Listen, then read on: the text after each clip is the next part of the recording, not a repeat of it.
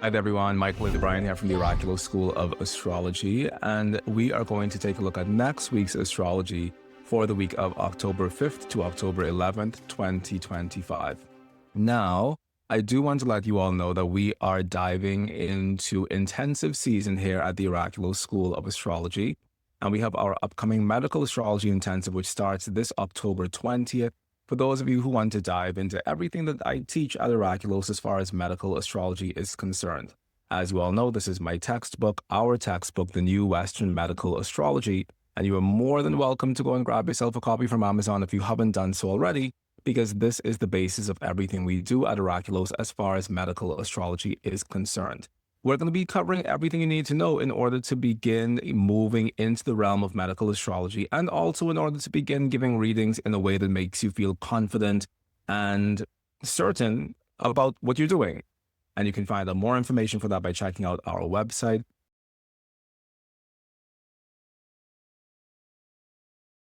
Now, we're diving into the astrology of the week ahead, starting with October 5th. On October 5th, we have the combination, I'm going to turn this around. We have the combination of the Venus in a contra-parallel relationship with the North Node, and that's going to be happening at 4:30 p.m. EDT. And here's what that looks like on the declination table. That is Venus, that is the node, and that's happening at 4:30 p.m. EDT. Now, I really don't take contra-parallel relationships to the nodes in general, or even parallel relationships to the nodes for that matter. And maybe that's a personal shortcoming. I'm sure that there are other astrologers who do use the nodes in declination. I just haven't really felt that convinced that that's a thing that I need to do. However, the combination of Venus node is a powerful combination as far as people who are artists. And this is one of the combinations that we oftentimes do find within the charts of artists, the combination of Venus node. And the reason for that is because the node has to do with our intimate connections. And we say the node has to do with our intimate connections because the nodes are essentially the crossing points of the sun's path, which we call the ecliptic, as well as the moon's orbital path, which really has no name. The moon's orbital path is literally just called the moon's orbital path. But the nodes represent this crossing point, or these two crossing points, the North Node and the South Node, of these two stellar beings, or these two stellar entities in the form of the sun and the moon, who we know are the archetypal father and mother of our physical universe, respectively. And so therefore, the coming together of these two paths of the sun and the moon creates the nodes. And that's why we consider the nodes to represent our intimate connections, because from an astrological perspective, there is no greater intimate connection than that of the sun and the moon. So the nodes, from a pure planet to planet-based perspective, if we push aside everything the nodes mean in terms of North Node good, South Node bad, North Node increase, South Node decrease, if we strip the nodes of that lore and only focus on the nodes based on what they intrinsically mean from an astronomical perspective, as well as a planet-to-planet-based astrological perspective, then we end up with the nodes collectively meaning our intimate connections. So if you want to describe your intimate connections within this lifetime, and actually a part of what I do, as far as giving a synastry reading is concerned, is I also study the hard aspects that the nodes are receiving, because hard aspects to the nodes oftentimes demonstrate or depict our intimate connections. So for example, if you have node Saturn, so Saturn is in a hard aspect with the node, whether that is the conjunction, the square, the sesquiquadrate, the semi-square, whatever. If you have Saturn and the node in some form of a hard aspect combination, antisha, contra-antisha, it could indicate old intimate connections, that you connect intimately with older people in general, or it could also indicate that your intimate connections tend to be Saturnian. So they may not feel as flowing or as warm or as loving. They may not necessarily feel based in emotions as much as they may feel based in responsibilities.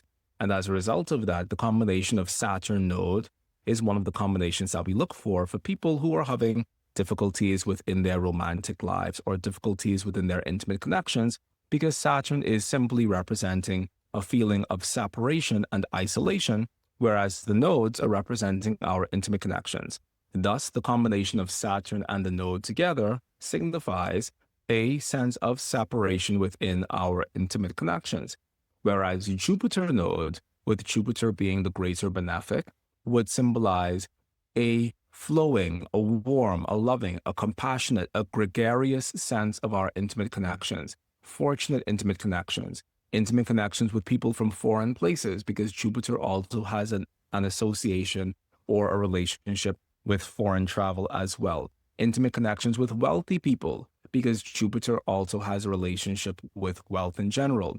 So the combination of Jupiter node is going to represent fortunate intimate connections, whereas the combination of Saturn node oftentimes denotes intimate connections that tend to feel a little bit heavier and possibly even unfortunate.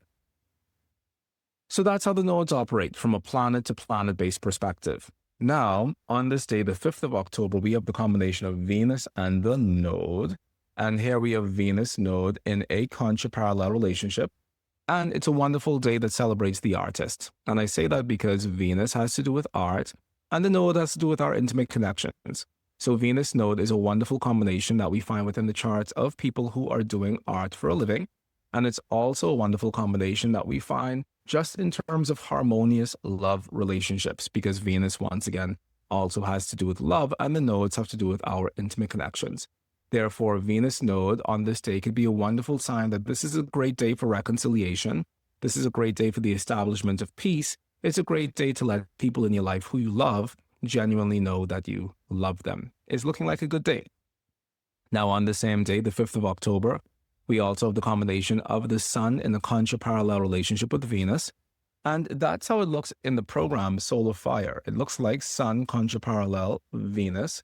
However, we know that the faster moving planet cannot be the one that's aspecting the slower moving planet. So it's not really Sun contra-parallel Venus, but rather it's Venus contra-parallel the Sun. All the same, this is only further illuminating this notion that today is going to be a very Venusian day, a day of love, a day of softness, a day of gentleness, a day of reconciliation, a day of just feeling good with the people who are in our lives. So today is looking like a pretty wonderful day indeed, the 5th of October. Now, as we move on down to what else is happening on this day, we find the moon rather, is making her last aspect in the sky before she goes void, of course, which is going to be moon in a conjunction with Saturn, and that's happening at 8:29 p.m. EDT. And I don't really have much to say about the moon Saturn as a combination, as much as I have things to say about the combination or the idea of the moon going void, of course. And we know that we don't really like a void of course moon within traditional astrology. And the reason for that is because when the moon isn't doing anything, it sets us up to feel as if there's no energy in the sky on a given day to support the things that we're wanting to do. So here we have the combination of the moon and Saturn.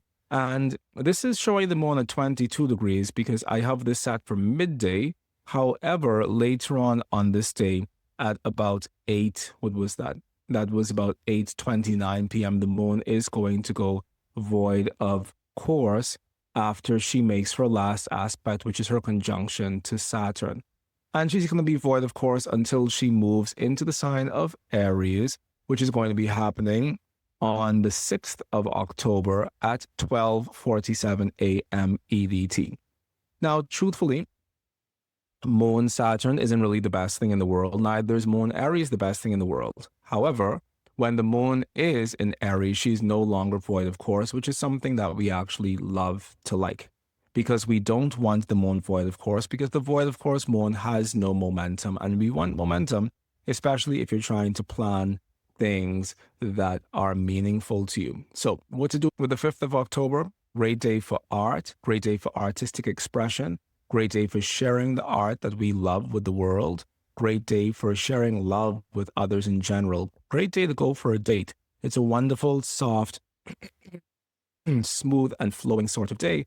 And I dare say it's one of the better days that we have in the week ahead. Now, the next thing that we have happening on October the 6th is we have Mercury ingressing into Scorpio, and I can show what that looks like. Here we have the Mercury ingressing into the sign. Here we have the Mercury ingressing into the sign of Scorpio, and that's going to be happening at 12:40 p.m. EDT. Let's see if that shows up on the screen. Well, here we have Mercury at the last degree of Libra showing up on the screen, and let's just move this forward by 1 hour. And there we have the Mercury ingressing into Scorpio. Now, Mercury ingressing into Scorpio is something, once again, that I don't really have much to talk about from a sign to the zodiac perspective, because as you all know, I'm not really a sign to the zodiac person. However, when we have Mercury in a water sign in general, it isn't something that tends to work out nicely, rather. Mercury doesn't work nicely in any water sign because the three water signs, Cancer, Scorpio, and Pisces, are collectively thought of as mute signs.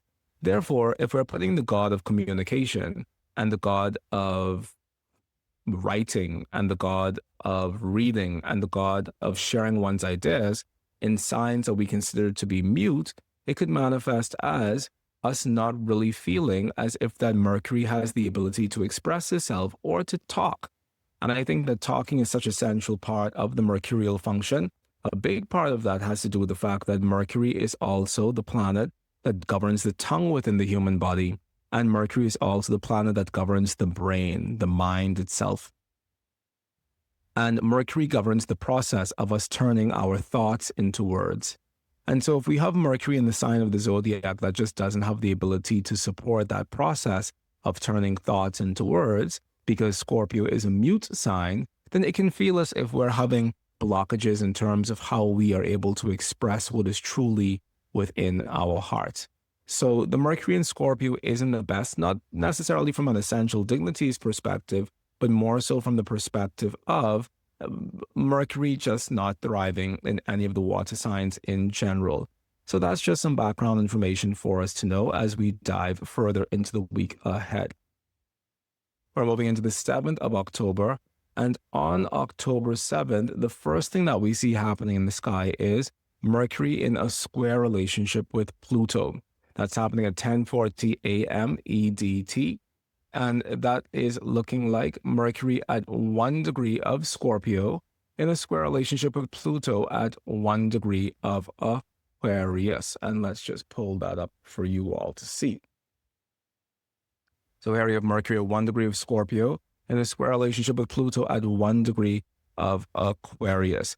And this is a sinister square. And we know that this is a sinister square because like I said last week, this idea of dexter aspects and sinister aspects has to do with which direction in the zodiac the faster moving planet has to extend its influence in order to be in relationship to the other planet. So here we have Mercury having to extend his influence forward in the zodiac. He is extending his influence forward towards that Pluto in the zodiac. And in a sense, he is creeping up on that Pluto from behind. And so that is how we know that this is the sinister square of Mercury. Whereas, for example, if that Pluto were over here in Leo, and Mercury had to push his influence from Scorpio backward in the zodiac towards Leo, that would be considered to be a dexter aspect. So anyway, we're taking a look at the sinister square of Mercury to Pluto. Nothing very sinister about it. However, this relationship of Mercury-Pluto is a powerful one in terms of our ability to communicate things with a great amount of depth. So once again, we have Mercury ingressing into Scorpio. And like I said already, this Mercury in Scorpio isn't necessarily the best thing in the world from the perspective of communication. However, with the Pluto as a part of this, maybe our communication is being turned inwardly. And maybe our communication is being turned in a way where we aren't necessarily having the most profound conversations with people in the world, but we're having a very deep moment of reverie and a very deep moment of self-reflection and very deep conversations with ourselves. And so this day, the 7th of October, is looking like a wonderful day for us to engage in that sort of depth work and that sort of soul work and that sort of psychopomp work. This word psychopomp is a word that I came across many years ago. And the psychopomp is essentially an animal or a being who helps to move somebody's soul through the afterlife, essentially. And sometimes we have to move our own soul through the afterlife. Sometimes we have to move our own soul through this present life. And sometimes that movement of our soul through this present life is something that we find to be very difficult, or something that we don't necessarily feel as if we have all the tools to do. And this combination of Mercury Pluto is a combination that has the depth and the intensity and the penetratingness for us to be able to have the difficult conversations with ourselves that might bring up a lot of deep and ugly and ferocious and potentially abnormal seeming emotions. But ultimately, the intensity of those emotions is only a reflection of the intensity of the thing that we're trying to move ourselves beyond.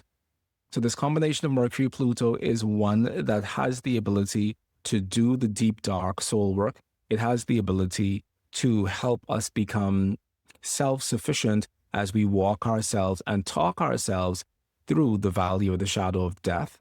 And it's also a combination that has the ability to help us navigate the dark night of the soul in a more effective way. So this could be an indication that we all find ourselves collectively being catapulted into an experience on the 7th of October that is having to do with this dark night of the soul theme, that is having to do with abnormal news or abnormal information that's rising within the public sphere, that is giving all of us a moment of pause, and that's giving all of us a moment to deeply reflect and see who we are and how we contribute to what is going on in the world around us, especially if the things that we find going on in the world around us on the 7th of October are things that punch us in the guts, or are things that really make us feel like we have no idea how we've gotten here. This is a wonderful day for hypnotherapy. Hypnotherapy is a very Mercury Pluto sort of thing, because hypnotherapy has to do with us going into the deepest, darkest recesses of our human experience and being able to navigate that in a skillful way. Because if you don't know how to navigate the deepest, darkest recesses of your human experience skillfully, you can get lost there. And parts of yourself can get lost there. So Mercury Pluto is a wonderful combination for that sort of navigation. And it's also a wonderful combination for us knowing that we can skillfully navigate through the valley of the shadow of death without the need to fear evil. I don't know if we remember, but Mercury was the only god who could go down into the underworld and up to the highest heights of heaven. And no other god could do that except for Mercury. So this idea of Mercury Pluto representing us not only potentially interacting with information on this day that makes us feel as if we're being dragged into hell, but also this allowing us to know that we also have the tools necessary to navigate our way back out of hell. I think both of these things are very important for us to consider on the 7th of October as we see the combination Mercury-Pluto. And I did all of that talking about the Mercury-Pluto and completely forgot that October 7th is October 7th. Isn't that crazy? So it's kind of wild to me that on the 7th of October, which we know has been a topic of great discussion for the last, 2 years at this point? On the 7th of October, which has been a topic of such great discussion, we have a combination that has to do with hearing things that are abnormally traumatic. Pluto represents abnormal trauma, and Mercury represents being the recipient or hearing those things. So Mercury Pluto on October 7th coming up has to do with hearing things that are abnormally traumatic. Now, my hope is that this does not indicate some other event or some other occurrence happening on this October 7th that we have coming up, which is literally next week. However, on the day, we see the combination of the Mercury Pluto very strongly and very powerfully and very exact. So who knows how this combination could likely manifest, but it is looking as if it's manifesting in a way that is excessively strong, and that is, it feels like a punch in the gut. And if it's not a punch in the gut, it's a punch in the air. And if it's not a punch in the air, it's a punch in the brain. But there is some feeling of being assaulted by the information that we're hearing on the 7th of October as a result of the Mercury-Pluto combination. And sometimes Mercury-Pluto can indicate hearing information that completely, I don't even know what to say, but hearing information that completely shell shocks us. From a medical astrology perspective, and once again, I draw my insights on medical astrology from this book, The New Western Medical Astrology. Please go and grab yourself a copy from Amazon and let me know what you think about it. But from a medical astrology perspective, Mercury-Pluto is a combination that I've actually been studying quite a bit recently, especially since the publication of this book, especially in relationship to fertility and fertility-based issues. For those of you who have the book, the page that I'm going to be reading from is page 644. It's a huge-ass book. So on page 644, that's where we're going to be reading from right now. I'm also going to pull it up on the screen, so for those of you who don't have the book physically present in the front of you, you can follow along on the screen. But this combination of Mercury-Pluto is one that really kind of caught me off guard, because I had thought that I knew everything about Mercury-Pluto. And what are the things to know about Mercury-Pluto? Mercury-Pluto is one of the combinations that can correspond with a traumatic injury of the brain or a traumatic injury of the head. We know this because Mercury has to do with trauma, and Pluto, we know this because Mercury has to do with the brain and Pluto has to do with trauma. So Mercury-Pluto, put them together, you get brain trauma. It would be lovely to say that Mercury-Pluto had something to do with migraines, but it doesn't, or at least by itself it doesn't, because the combination of Mercury-Pluto is a combination that has to have something else attached to it in order for it to manifest as migraine specifically. So, for example, our go-to combination in medical astrology for migraines is the combination of Mercury-Mars. And it's pretty straightforward, and even a caveman could have thought that up, because Mercury has to do with the brain or the head, and the Mars has to do with pain. So we put them together, the Mercury-Mars, and we get pain in the head. 9 times out of 10, if I see Mercury-Mars show up within a person's chart, I'm going to interpret that as migraines, because that's just how Mercury-Mars manifests 9 times out of 10. Now, if Mercury and Mars are together, but they're also together with Pluto, it can represent abnormally massive migraines that a person is experiencing, migraines that completely wipe a person out for days, which is a type of migraine that people do get. Also, if a person has Mercury, Pluto, and the Mars together, that could also point in the direction of some traumatic head injury that they may have experienced within their lives, because Mercury has to do with the head, Mars has to do with injury, and Pluto has to do with trauma. So you put them together and you get head injury trauma. How can we make that make sense? You get injury of the head that causes trauma, or a traumatic injury of the head, because that is how we combine the meanings of the planets from a medical astrology perspective. So I'm reading from page 644 of the New Western Medical Astrology, because there's also something else that we discovered in studying Mercury-Pluto that I hadn't known before, because all I knew about Mercury-Pluto up until the writing of the book was head trauma, traumatic brain injury, especially if the Mars is involved. We also knew at the time of writing the book that Mercury-Pluto has to do with major blackouts of one's consciousness. Oftentimes when people go through traumatic experiences, their subconscious mind, as a means of helping them get over those experiences, causes them to not be able to recall those experiences. So Mercury-Pluto, as far as we're concerned at Oraculos, is the combination of trauma-based amnesia, or trauma-based wiping of one's memory, as opposed to Mercury-Neptune, on the other hand, which could specifically be a medically based amnesia, or something happens to you and as a result of that, you end up losing your memory.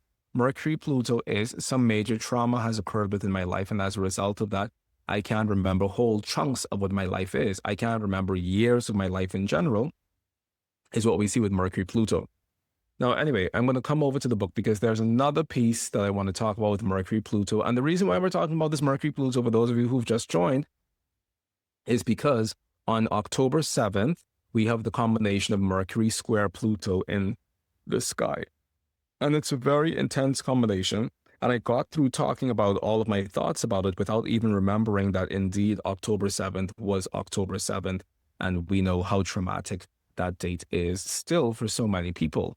So there is a reason for us to have this traumatic combination in the sky, because October 7th does represent a traumatic date for so many people. And for a lot of people, it does represent the beginning of what is globally being called and acknowledged as a genocide these days. And I think that there is something that is so real about that, that there are people who I know who are diehard Zionists and supporters of Israel, and just completely within that frame of view, who are also calling what is going on within Palestine a genocide. And that doesn't mean that they've changed their views in general regarding Israel and Israel having the right to defend itself or anything. But even people who I thought would never use the word genocide as a result of their previous views when October 7th first happened, they're now saying, yes, we still support Israel and it's a genocide, which I think is a really big step forward, especially given the heightened emotional space that we were in back when October 7th initially occurred. So that is the Mercury Pluto from one perspective. But another thing that I want to talk about with Mercury Pluto is Mercury Pluto and its impact on fertility. And this is something that I could never have expected to find astrologically, because it's just something I never thought I'd find, because there's nothing about Mercury or Pluto that seems like it should have anything to do with one's fertility, but here we have it.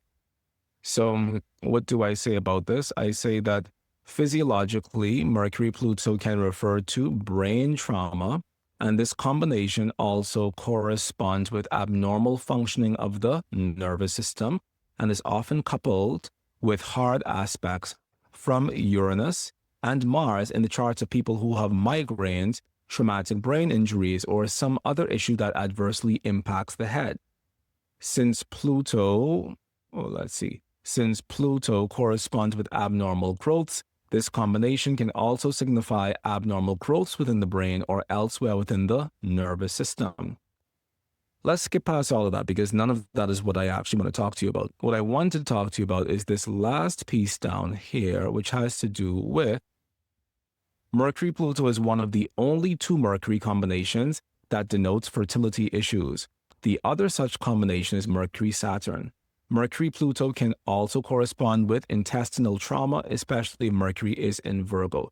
Let's skip the intestinal trauma part, because that's not really what I want to talk about. What I want to talk about is Mercury Pluto and the ways in which it oftentimes can manifest within the charts of people, particularly the charts of women who are having trouble conceiving within this lifetime.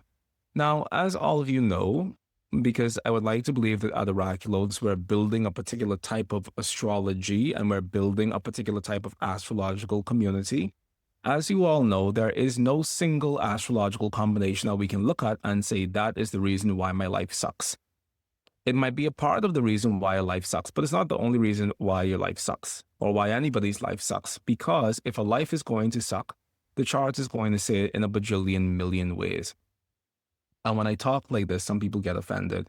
But I mean, I'm talking like this to make light of something, or to make light of the fact that we all have our sufferings, you know? Eating cheese is one of my sufferings, as well as several other things. We all have our sufferings. And when we step back and realize that we're all suffering the same sort of suffering, but in our own unique way, it provides us to have some levity. Mercury Pluto is also a combination that can have to do with the abnormal trauma of children. And the reason for that is because these things exist on the same spectrum of possibility. So on the spectrum of possibility, we have fertility issue. On that same spectrum of possibility, if you take that same concept of fertility issue, what you end up with is issue with children. And what you might end up with, because trauma is a part of Pluto, what you might end up with is trauma of children. So from this root principle of fertility issues, we can extrapolate an entire series of things that are also related to the idea of fertility issues that also gives us more things to talk about. I don't know how to say this in a better way, but as astrologers, we need to be able to understand what the root principle of a thing is and how to draw from that thing meanings across various spectrum or various areas and spheres of life, essentially. So now let's go back to the reading. So basically, I'm bringing all of this up because I'm aware that it means that, and I'm just wondering whether or not on this day, the 7th of October, 2025, we do find ourselves encountering something or some story that has to do with the abnormal trauma of children. So I went all around the world, in 80 days, just to come back to this piece of wondering whether or not on this day, October 7th, 2025, a part of the trauma that we're reliving or a part of the trauma that we're hearing has to do with trauma related to children, because we've seen how that manifests from a natal perspective. So I'm just positing or asking out loud whether or not that has any level of manifestation beyond the birth chart, and whether or not this is something that we could keep an eye out for on the 7th of October as manifesting in a more global sense. Now, moving beyond the 7th of October, or kind of still sticking with the 7th of October, really, I'm going to turn this around for those of you on Instagram because I love the fact that you're here. We have the moon making her last aspect, which is Moon square Jupiter. That's happening at 2:23 p.m. EDT, after which she's going to be void, of course, until she ingresses into Taurus on the 8th of October at 1:12 a.m. EDT. So the moon is going to be void, of course, for quite a while. Essentially, what is that? It's, it's a long time. it's roughly around 12 hours between the 7th of October and the 8th of October. So I would just suggest, as always, that if there are things that you can do within the world that don't necessarily require, or if you could hold off on doing the things that you want to do until the moon is no longer void, of course, I think that that's a good idea, because we like for the sky to be active, and a dead moon isn't necessarily a moon that can do very much for us. So I would wait for the sky to be a little bit more active. I would spend those 12 hours doing something else, and I would wait until the 8th of October to sign my contracts, to make my book proposal, or do whatever it is I'm trying to do, because not only will the moon not be void, of course, anymore, but she would have ingressed into where? Into the sign of Taurus, which is a sign where the moon most definitely loves hanging out. Now let's take a look at what else is happening on that 8th of October. We also have the sun in a Sesquiquadrate relationship with Uranus. I'm going to pull it up on the screen so that you can see that, because we have the sun in the Sesquiquadrate relationship with Uranus. Here we have the sun at 15 degrees of Libra, and here we have Uranus at 1 degree of Gemini. We want to believe that that sun Uranus has to do, or rather, sometimes we like to think that that sun Uranus is just a wide trine. But it's not a wide trine, it's a Sesquiquadrate, because a Sesquiquadrate has 135 degrees of arc between point A and point B. And so while we might look at that and say, oh, this is sun in a wide trine with Uranus, it's not sun in a wide trine with Uranus. It is the sun in a 135-degree relationship with the Uranus, which we call a Sesquiquadrate. Happy Astrologer's Day, because the sun gives us the day, or the sun governs the day, and Uranus is our modern planet that we associate with astrology. Therefore, Sun Uranus is an electric day, an electrifying day, a day where we are all excited and on the edge of our seat because we want to share with everybody everything, and we know that it's going to be good, and we know that there's something exciting around the corner. It's a day of, when I think about this, I'm reminded of that piece in Harry Potter in the first book where Harry, before he was even born. So in the first chapter, which is chapter 1, The Boy Who Lived, which it starts with Mr. and Mrs. Vernon Dursley were completely normal. Thank you very much. That chapter. There is this talk about how all the world was buzzing and there were owls flying back and forth in the broad daylight because all of the wizards were talking to each other, and even the non-magical people knew that something was up, because that day when everybody found out what happened with Harry, the next day was just so electric. This feels like that. So who knows, maybe the 7th of October is a day in which some massive thing is happening within the world at large. And the very next day, which is the 8th of October, is a day that is full of the electricity of that acknowledgement. If we were to take this away from the perspective of any event happening per se and talk about how you could use it to your advantage, if you're an astrologer, today, the 8th of October, is a day that smiles upon your astrology. Because once again, the sun is the planet that governs the day, and Uranus is the modern planet that we associate with astrology. So today is a day that smiles upon your astrology. If you want to sell something, write something, share something that has to do with your own unique flavor of astrology, the 8th of October is a wonderful day to do that, because which other day are you going to do an astrology thing on other than the day when the sun is in some aspect with Uranus? It's a wonderful day for all things astrological, and I sincerely hope that you take advantage of those things. Natally speaking, when people have Sun Uranus, or rather in the chart of a man who has Sun Uranus within his birth chart, that can be one of the things that says that he could be a brilliant person, but he might also be a little bit unstable or a little bit all over the place or scattered or a bit chaotic, because that's how Sun Uranus tends to manifest within the charts of men. Similarly, within the chart of a woman who has Moon Uranus, it can say that she's that same way. She's brilliant, she's exciting, she's on top of things, but at the same time, she's a little bit scattered and a little bit all over the place, because that's simply how the Moon Uranus tends to manifest. So, the 8th of October is a wonderful day for our astrology because of the Sun Sesquiquadrate Uranus, and now we are moving on to the next day, which is the 9th of October.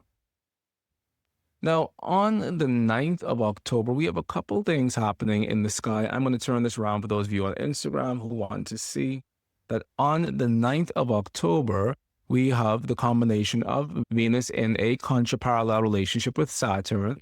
That's happening at 10:30 a.m. EDT, which I do think is significant because Venus-Saturn, as we know, is the combination that denotes separation in love. I'm going to pull this up on the screen down below so that you all can see this. So here we have Venus, and here we have Saturn. So this is Venus in a contra-parallel relationship with Saturn, and that combination denotes separation in love. Now, there are moments and there are times when Venus-Saturn can denote strength in love and resilience in love, and people who get married at the age of 18 years old and they stay married until the age of 98 years old. There is that as well that we find with the Venus-Saturn. However, beyond that, the reality is that more often than not, the Venus-Saturn ends up manifesting as a problem or a karmic burden within one's love life, as opposed to something that feels truly liberating and edifying within one's love life. And so I think that's something for us to be aware of, simply because Venus-Saturn is going to be in the air on the day, October 9th, and that can be a day where it feels as if love comes to a dead end, where it feels as if people aren't trying to understand each other, where it feels as if rupture is more likely than reconciliation, and also where it feels as if there is no sense of union in general. This could be something that we hear about happening in the news in the world at large, but it could also be something that we feel on a personal level, that, wow, under the auspices of this sky, it feels like today is a little bit more burdensome in terms of my romantic or emotional relationships. So just be mindful that that's the weather that's going on astrologically, and if you can do things to just reinforce the bonds of your love, it would make sense for you to do those things, because it's not necessarily the greatest combination in the world, not from a feeling perspective and definitely not from a romantic perspective. Now, the last thing happening on the 9th of October is that we have the combination of Mars in a Sesquiquadrate relationship with Saturn. And I'm going to pull that up on the screen once again for you all to see that the Mars Sesquiquadrate Saturn is here. We have Mars at 11 degrees of Scorpio in a Sesquiquadrate with Saturn at 27 degrees of, 27 degrees of Pisces. And we know that that's a Sesquiquadrate and not just a wide trine, because a Sesquiquadrate is a 135-degree separation between things. And Mars-Saturn is thought to be one of the most challenging combinations within astrology. And the reason for that is because Mars is a malefic and Saturn is a malefic. So when we bring the two of them together, we create a combination for destructive energy. So this is something that we see manifesting on the 9th of October, this combination that represents destructive energy.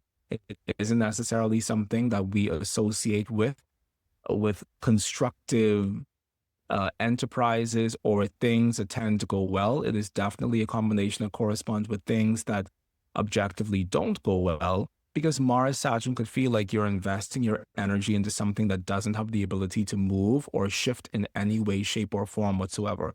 So October 9th can be a day that is also riddled with frustration, because as we try to make one step forward, we can find ourselves making two steps back as a result of the coming together of these planets. And once again, I derive all of my delineations from my book, The New Western Medical Astrology, which is this big heifer of a book over here. If you haven't grabbed it already, please do go and do so.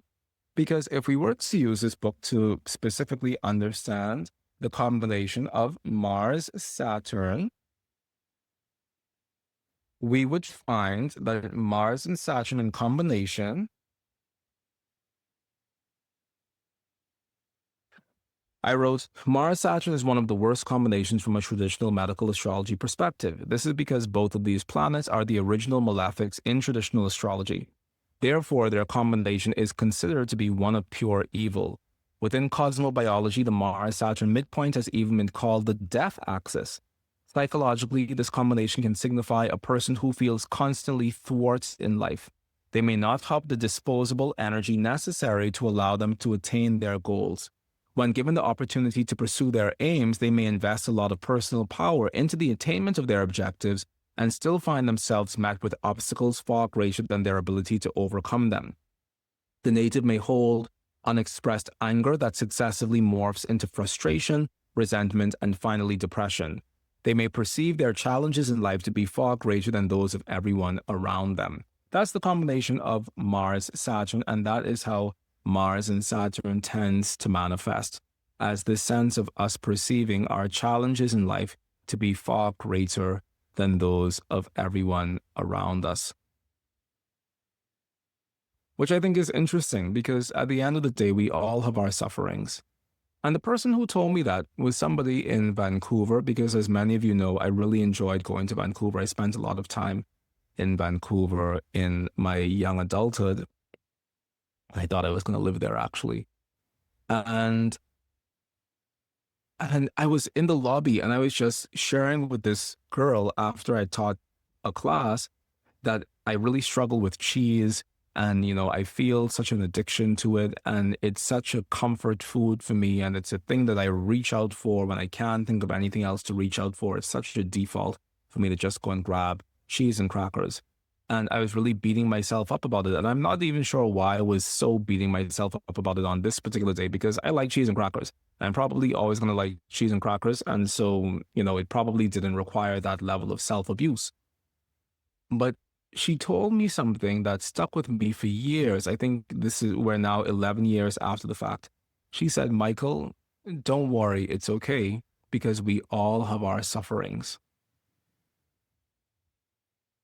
And I love that so much, because when we view life from that perspective as a state in which we're all going through something, we're all going through something, whether that's something that we are visibly sharing with the world around us, whether that's something that we're just going through internally, we're all going through something. And one would hope that the knowledge of that allows us to suffer less, or that the knowledge of that allows us to be able to create some sense of breadth or space or spaciousness around the over-personalization of our own personal suffering, because it's the nature of being a human being to suffer over our suffering. It's something that we do very well. We don't just suffer.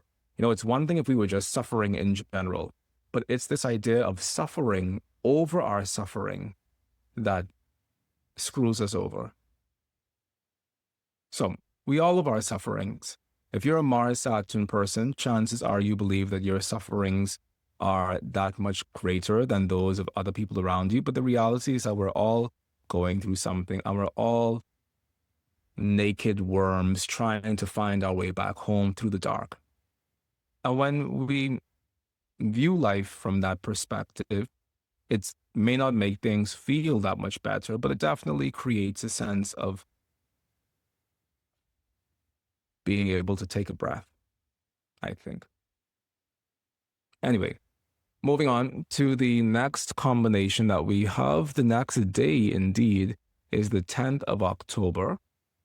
And on the 10th of October, the only noteworthy thing we have going on in the sky is the fact that the moon is going to be ingressing into Gemini.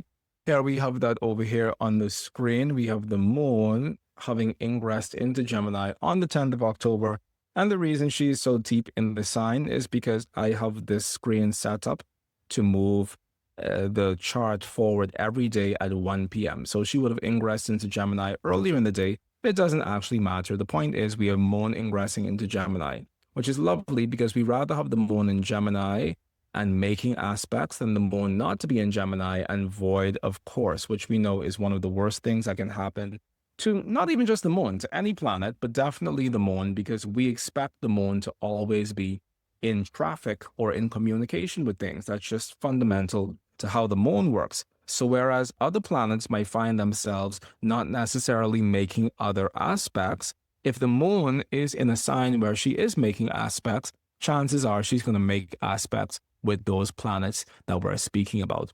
So point is, moon in Gemini, not the best thing in the world. The ancients thought it was one of the most awful things for the moon as far as the moon is concerned, because once again, she has no essential dignity within the entirety of that sign.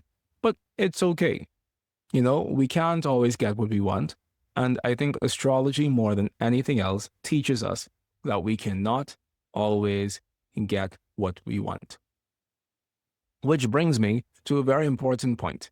And I think that point has to do with this idea of fate versus free will, which, as you know, I at least talk about fate versus free will once every other week.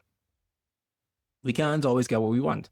And I think that we live in an age of such hyper toxic optimism that we all feel as if anything that we can dream or conceive of in our mind is something that is possible for us within this lifetime. And it's not true. It's just a patently untrue thing, because not all of us are meant to experience everything. Not all of us are meant to attain the same heights as everybody else around us. We all have our path to live in life. So maybe you like to sing, but that doesn't mean that you're going to be the world's greatest singer, or that you're even going to be famous or popular for your singing voice. It doesn't even mean you have a great voice. It means you like to sing.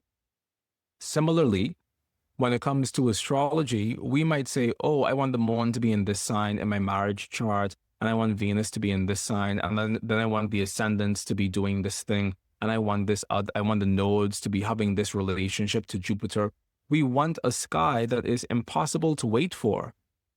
There was a time I would say impossible to manufacture, but we're not manufacturing a sky. We're essentially waiting for a sky to happen that corresponds with the things that we desire. When we practice electional astrology, that's all electional astrology is. Electional astrology is us waiting for a sky to manifest that corresponds specifically with that which we desire. But the reality is that even within the best of charts, there's Saturn square the ascendant.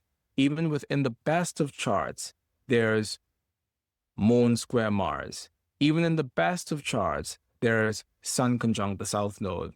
So this idea of waiting for the perfect moment to arise where everything is set up the exact way that we want it to be is kind of a fool's errand. It's a nebbish goal because we're never actually going to have that.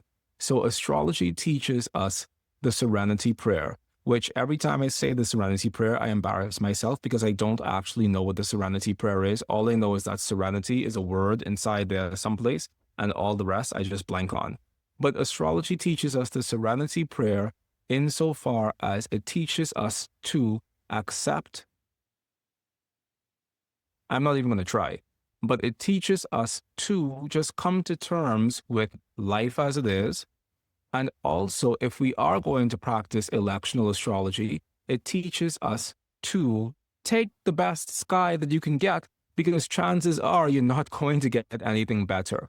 So if you have discovered that on the 9th of October 2025 at 2:33 p.m., this is the best sky that you're going to get, even with the moon in Gemini, which for the ancients was a big no-no, take that sky and run with it, because we're never going to have all of the things set in place exactly as we want for them to be in order for us to be successful. And if we wait for everything to fall in place in order for us to pursue anything, we'll never do anything within this lifetime. So that is my message from the moon in Gemini. All right, now let's dive into the last combination.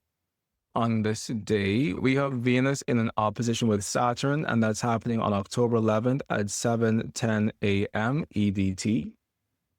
And what does that look like on the screen? Hold on. Here we have Venus at 27 degrees of Virgo, and we have Saturn at 26 degrees of Pisces. Venus, Saturn. What to say about it, people? Is there an anti-Valentine's Day on the calendar? Because if there were an anti-Valentine's Day, this would be it. This would be it.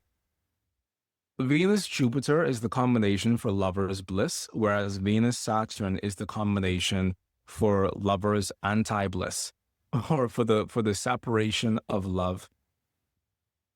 And Venus-Saturn is something that I really have been dwelling on quite a bit, not because I even have it innately within my own chart, but just because Venus-Saturn can sometimes be a defilement of all the things that are soft and beautiful within one's love life. Once again, for those of you who are just joining, the combination that we're speaking about is Venus opposite Saturn, which is happening on October the 11th. And Venus-Saturn can be a defilement of everything that we think love should be. And instead of manifesting love as it is, we do all of the stuff that we think love is. We build the house, and we provide a meal, food on the table, and we provide the clothing, and we provide all the other stuff. We provide the trappings of what it means to be responsible to somebody when you're in love with them, but we don't actually provide any of the softness associated with love. That is what we find with the combination of Venus, Saturn. It is a utilitarian approach to one's love life. It is a responsibility-based approach to one's love life, Venus, Saturn. And the reality is that love is so much more than that. Love and to be love and to share love and to give love is so much more than doing the thing. And it's not to say that you're ungrateful for the thing that's being done, but it's to say that there's a non-tangible element of what it means to love somebody.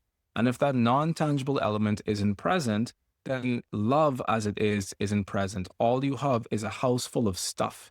And it might be a house with a warm meal, and a house with a ceiling that doesn't leak, and a house with clothing in the closet, and a house with ice in the freezer. It might be a house that has all of the trappings of what a home should be like. But a house is not the same as a home.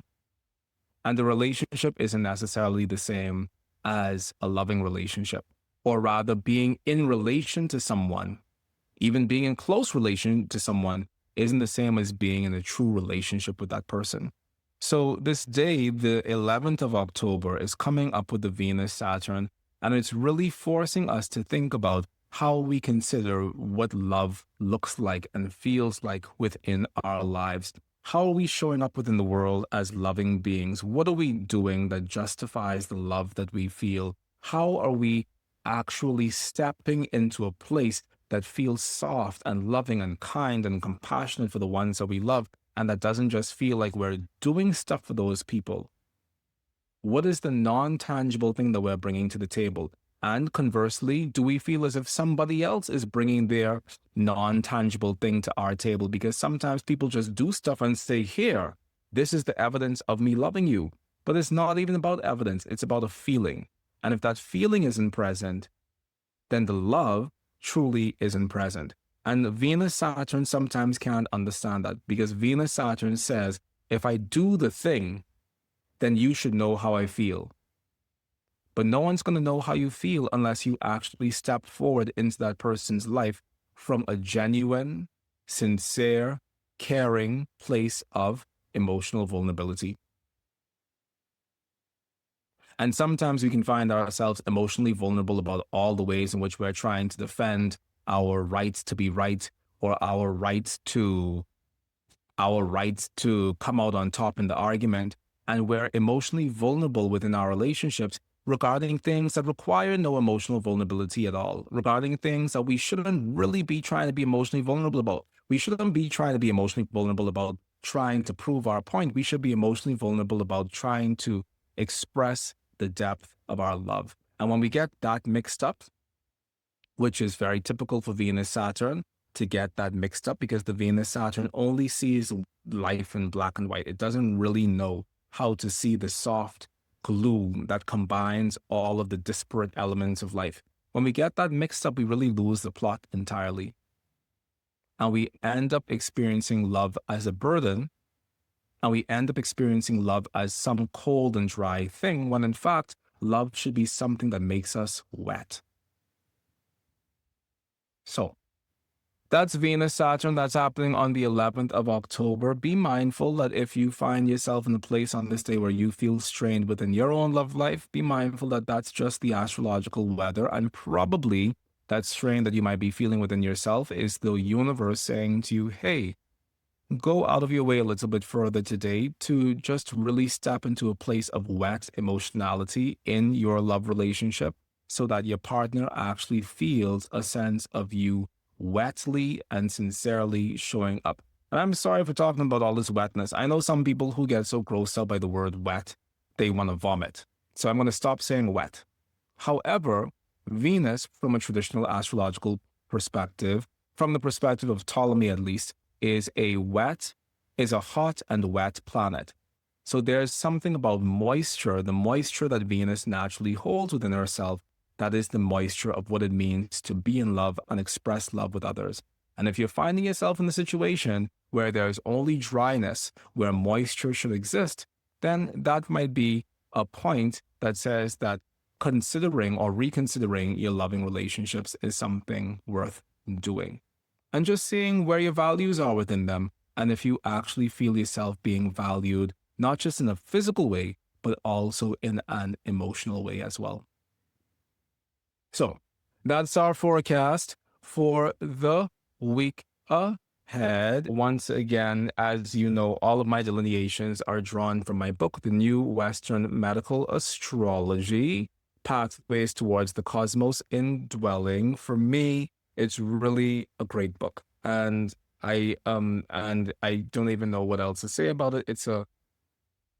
I threw my everything into this. So if you believe in me as an astrologer, trust me when I say that this is the greatest thing that I've ever written in my life. And I sincerely hope that you grab yourself a copy, because this book is more than an aid within our natal astrology practice. Just to give you some updates from the background, I am currently working on the natal astrology book and the solar return book at the same time. I'm working on 2 books at the same time, because I don't know if I've told you all before, but when I'm writing a book, I write my books on my cell phone. So this entire book was written on my cell phone, basically, as was this book, as was this book. These 3 books were all written on my cell phone, because when I'm in a writing season, I wake up at like 3 o'clock in the morning and I just have to write.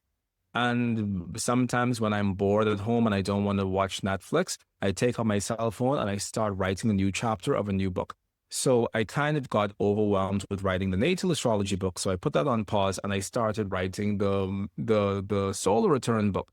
So I go back and forth between the 2 of them. But ideally, we should end up with 2 books, either by the end of this year, December 2025, or by the middle of next year, May 2025, we should end up with both the natal astrology book, which is the second part of this, and the solar return book, which is the first book in our predictive series. And I think after I do that, I would have done my work for the community. And so I'm really looking forward to getting there. But anyway, point is, we're working on 2 more books. So if you haven't already bought the trilogy just for Mastering Traditional Astrology, Horary Astrology, and the Nasal Promise, and the new Western Medical Astrology, Pathways Towards the Cosmos Indwelling, please make sure to grab yourself copies of them, because we are definitely moving full steam ahead with the production of the next 2 books in the series. And thank you so much for making Oraculos your touchstone for concrete event-based astrology on the internet. I love you so much, and I'll TTYL in the universe. Bye for now.